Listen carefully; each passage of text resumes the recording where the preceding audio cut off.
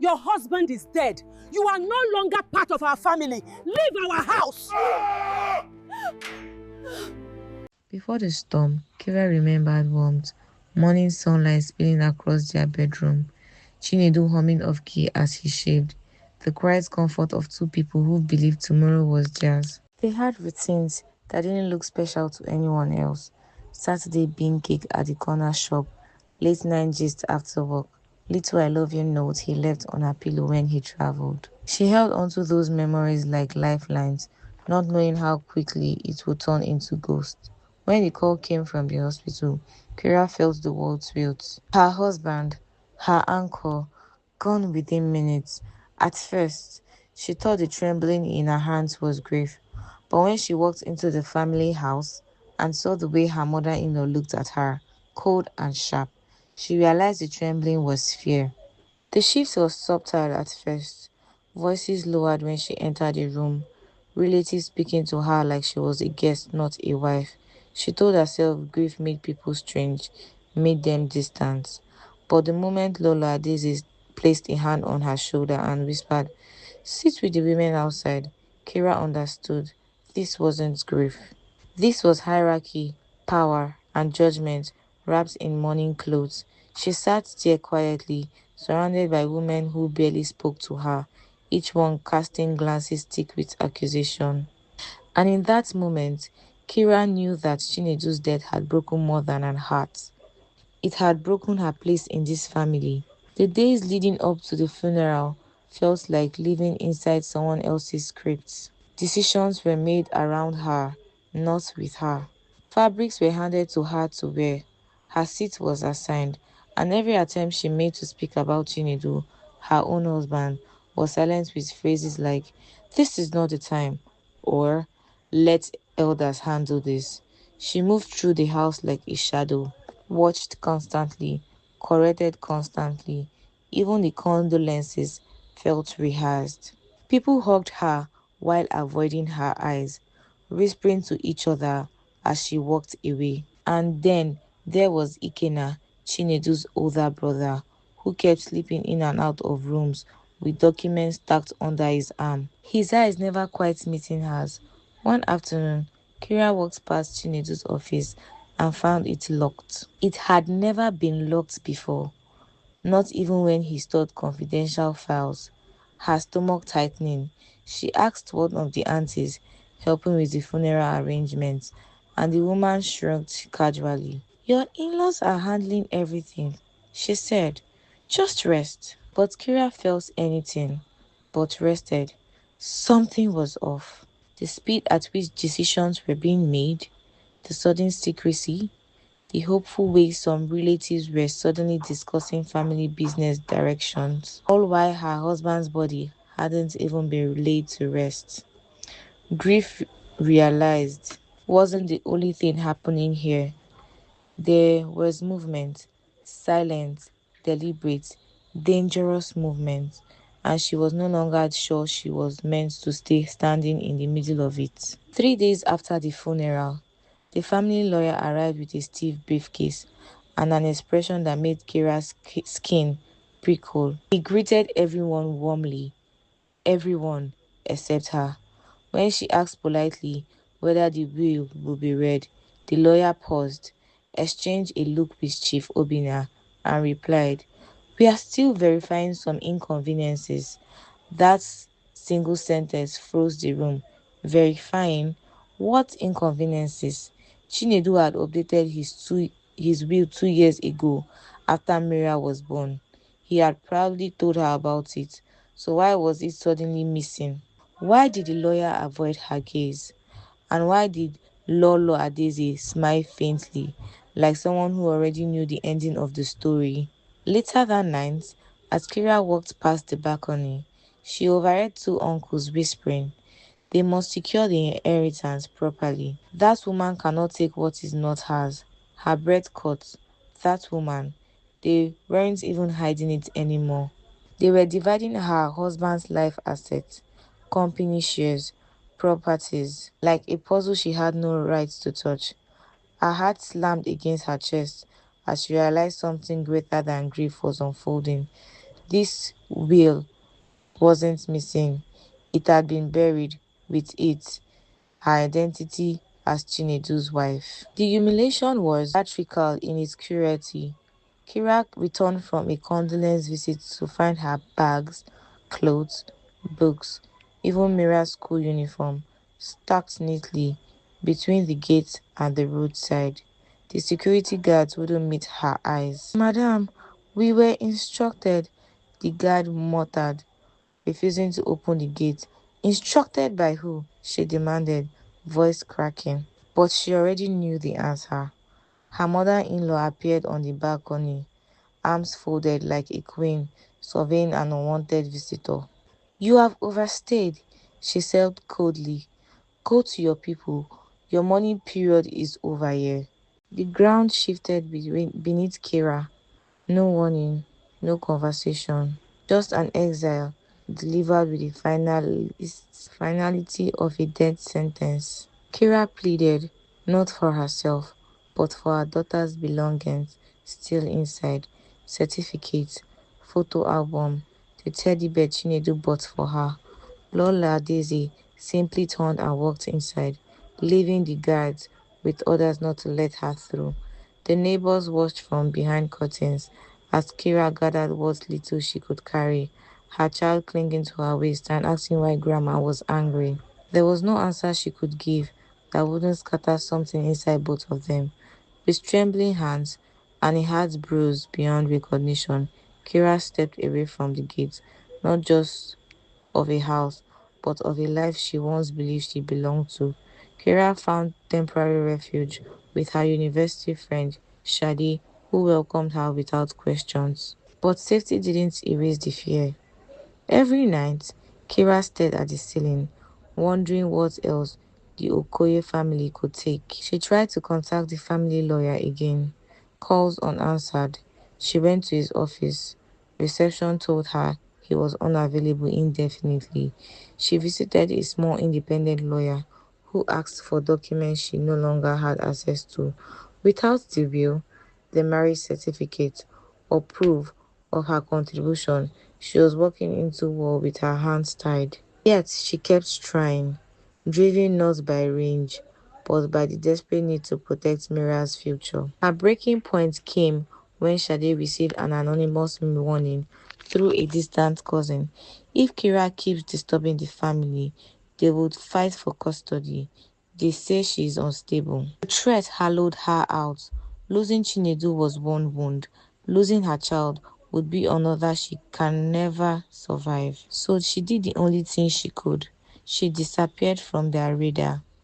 She packed a single bag, held Mira tightly, and began a quiet life far from the Okoye name.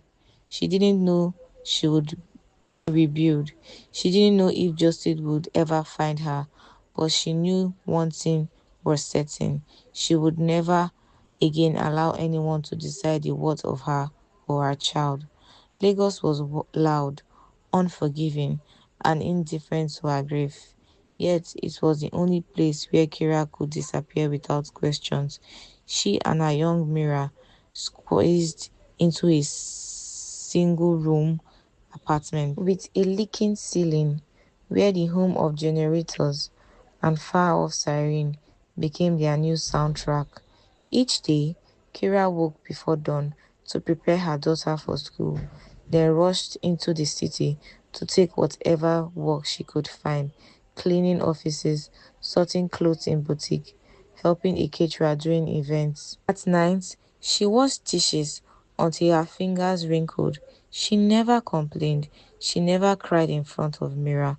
But every night, after her daughter slept, she wrote letters to Chinedu, long, aching notes about struggle, fear, and the pieces of herself she felt slipping away. She folded each letter carefully and hid them in a small tiny box beneath their bed, the only space she had for memories that still hurt to carry. Yet Lagos had a way of forcing reinvention. Between jobs, Kira met Miss Mamatala, a tough but kind market trader who noticed her diligence and began teaching her the basics of buying and selling. It was the first time in years someone spoke to her without judgment. Kira learned quickly how to negotiate, how to stretch profits without cheating, how to read expressions of customers. Slowly, she rebuilt confidence she didn't know she had lost. Shame that once clung to her began to loosen. She stopped introducing herself as a widow. She started saying her own name with steadier breaths. Still, every time Mira asked about her father or why they couldn't visit his people, Kira felt the old wound open again, quiet, deep, unresolved. She had no answers yet, only a promise to herself that one day her daughter would know the full truth. By the time Mira turned 15, Kira was no longer the timid woman who once whispered through life. She had grown into a strategist without even realizing it, analyzing risks, studying markets, saving aggressively, and forming alliance with businesswomen who respected her resilience. Opportunities came, failed, returned, and grew again as she expanded her small trade into a modest supply business. She learned the power of silence, not reacting to insults, not explaining every decision, not giving anyone the satisfaction of seeing her flinch. Lagos had hardened her, but it had also refined her, shaping her instincts, strengthening her resolve, and teaching her that some victories were built on patience rather than force. Mira, now a quiet but observant teenager, carried her own silent storms, excelled in school, but often asked why they lived like shadows, careful about their surname and history. Kira offered gentle answers, always avoiding anything that would make her daughter hate the Okoye family before understanding the full picture. Yes, the questions pushed her. They reminded her that the past wasn't finished with them. It was waiting, and each time Kira caught her reflection in a shop window, thin, chin lifted, shoulders square, eyes steadier. She realized she was no longer running. She was preparing. Preparing for a day when hiding would no longer be enough.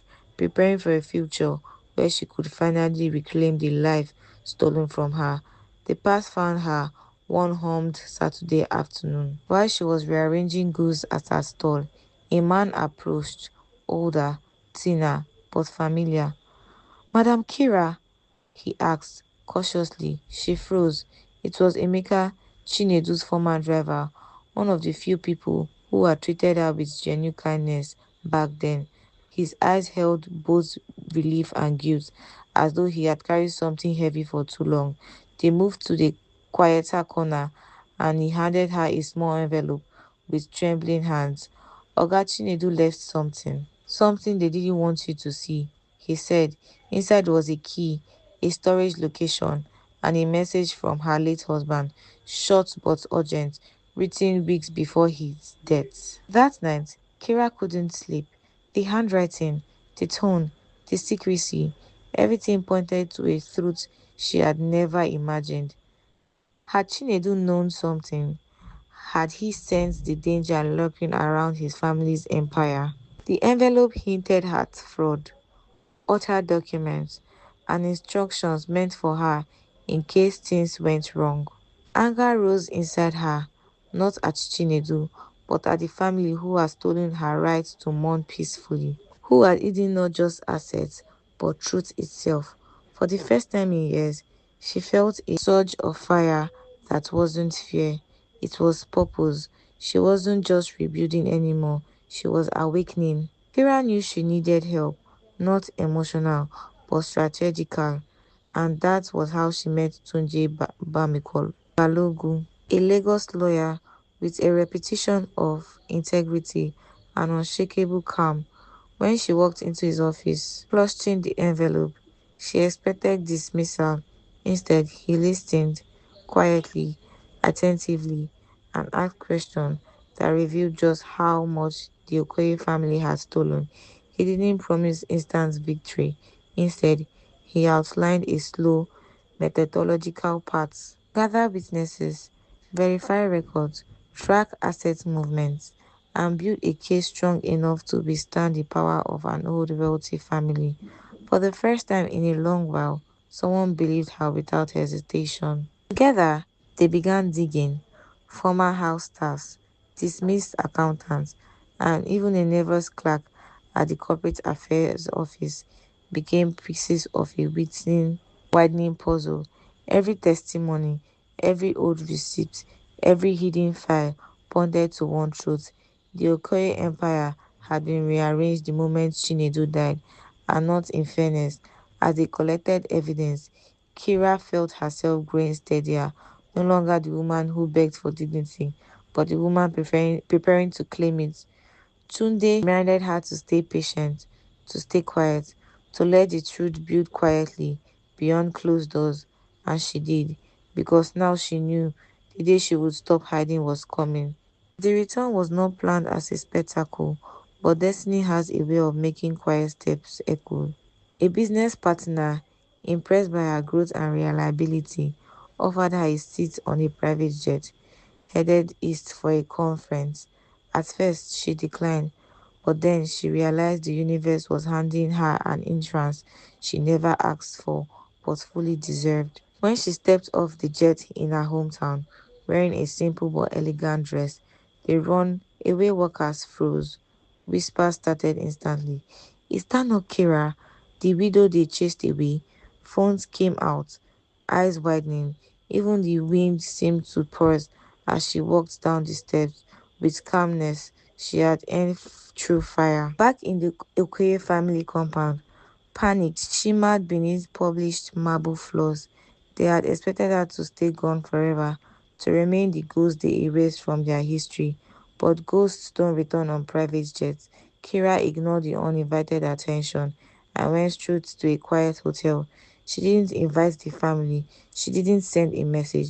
She didn't respond to the sudden calls from unknown numbers. She simply arrived and let the world talk. Her silence became louder than any confrontation. As she stared at her reflection that night, she saw a woman her past self would barely recognize, steady, unafraid, and finally ready to claim everything taken from her. Kira's first move was not loud, it was legal. Tunde helped her file petitions that struck like quiet lightning, a request for estate review, a formal challenge to the missing will, a demand for a company share audit, and a petition for identity restoration for Mira as Chinedu's rightfully heir. Each document was precise, factual, and impossible to ignore. The moment the case number went public, Abuja and Lagos corporate circles buzzed with shock. No one expected the widow they humiliated to surface with such controlled power. Sarah didn't give interviews. She didn't defend herself. She simply submitted the truth to the system and waited. Behind her silence was a strength she had grown painfully over 10 years, patience sharpened by purpose. The Okoye family responded immediately, but not with facts, with noise. Chief Obina called emergency meetings. Lolo Adeze visited pastors and traditional rulers, hoping to sow opinions. And Ikena used company PRO to print Kira as a bitter woman trying to milk a grieving family. Their campaign was strong, but Kira's stillness unsettled them. She didn't counter their lies online, didn't plead her innocence publicly, didn't react to their insults thrown at her name. Instead, she let the petition speak for her. That restraint made the Okoyes nervous because only people who have nothing to lose scream. People who have truth on their side stay quiet, and that silence began to expose cracks in their confidence. Just when the family thought they had regained control, a quiet but devastating shift occurred. One of their former staff members, a clerk who once handled Chinedu's internal documents, came forward to Tunde with a trembling voice and a folder of evidence. He confessed that after Chinedu's death, Ikenna had ordered certain files removed from the office and replaced with edited versions. He had stayed silent for years out of fear, but the moment he saw Kira's petition, guilt began to suffocate him. His testimony was detailed, verifiable, and damning. For the first time, Tunde leaned back in his chair and said, "We have something they cannot bury." Effect inside Okoye's compound was immediate. immediate and poisonous. Chief Obina confronted Ikena, demanding explanations. Ikena defended himself with half-truths and fabricated timelines, but the patriarch's confidence in him began to crumble. Meanwhile, Lolo Adeze retreated in deeper denial, insisting that Kira must have bewitched someone to fabricate lies.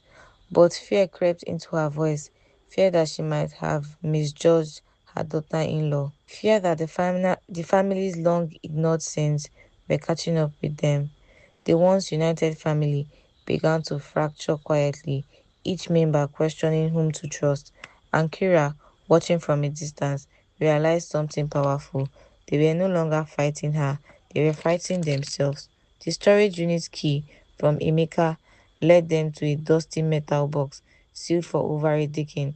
Inside Kira's Inside, Kira found documents Chinedu had kept hidden, draft copies of his will, bank statements showing unauthorized withdrawals, internal memos warning of financial mismanagement, and a handwritten letter addressed to her. Her hands trembled as she unfolded it. Chinedu wrote about sensing danger within his family, about wanting to protect her and Mira, about the pressure he felt to keep the company afloat while fighting internal greed. He wrote that if anything ever happened to him, she should not face the Okoyes unprepared. The words felt like a final embrace, truth delivered too late, but still carrying love. Reading that letter scattered something inside Kira, but it also healed something else.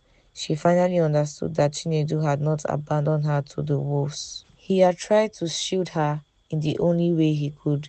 Tears streamed down silently down her face, not of weakness, but of release. The anger she had carried for years, softening into a deeper, steadier grief. But beneath that grief grew reserve. The evidence in the box was enough to unravel every lie the family had built. She no longer fought just for herself. She fought for the promises Chinedu made, the promise he tried to keep even in death. And for the first time in a decade, Kira felt her steps aligned with purpose, not survival. The court sessions became a spectacle. The Okoye name carried weight, but evidence carried more. Tunde presented the altered documents, the testimonies, the financial discrepancies, and finally, Tunde's hidden files. With every exhibition submitted, Ikena's confidence cracked visible. The judge demanded explanations for why the will was concealed and why Kira had been removed from the estate illegally. When the former clerk testified, voice shaking, hands sweating, the entire courtroom felt silent. Even Chief Obina lowered his head, the weight of years pressing heavily on his spine. Cornered and desperate, Ikena broke. He confessed, not out of remorse, but panic. He admitted to altering documents, hiding the will, and working with an insider in the legal chambers to bury Kira's claim. Gasps echoed through the room. Lolo Adeze fainted in shame, and Chief Obina's eyes filled with tears, not for the son he had enabled, but for the truth he could no longer command. When the ruling came, it was decisive. The estate was reopened, Kira's rights restored, the forged documents nullified, and criminal charges recommended against those involved. Justice didn't roar, it landed quietly, heavily, like a long delayed truth finally finding its home. Winning didn't feel like triumph. It felt like breathing after years underwater. With her name restored and Mira officially recognized, Kira gained access to everything that had once been stolen: properties, shares, company influence. But she didn't celebrate. Instead, she walked into the company headquarters, greeted the long neglected staffs respectfully, and announced stable measures rather than vengeance. Some expected her to fire half the board. She didn't. She replaced those who had participated in the fraud and gave loyal employees the promotion they had been denied. Power, she realized, wasn't for revenge, it was for correction. She finally visited Chinedu's grave. She knelt beside the headstone, the wind quiet around her, and whispered everything she had carried for 10 long years: the pain, the fear, the betrayal, and the victories. She didn't come to boast, she came to release the weight. When she stood, Mira was beside her, tall, confident, and finally proud of her name she bore. Together, they walked into the Okoye compound, no longer as victims, no longer as exiles, but as rightful heirs. The whispers around them didn't matter anymore. What mattered was that Kira had reclaimed her story, rewritten it with dignity, and handed her daughter a future free from shame.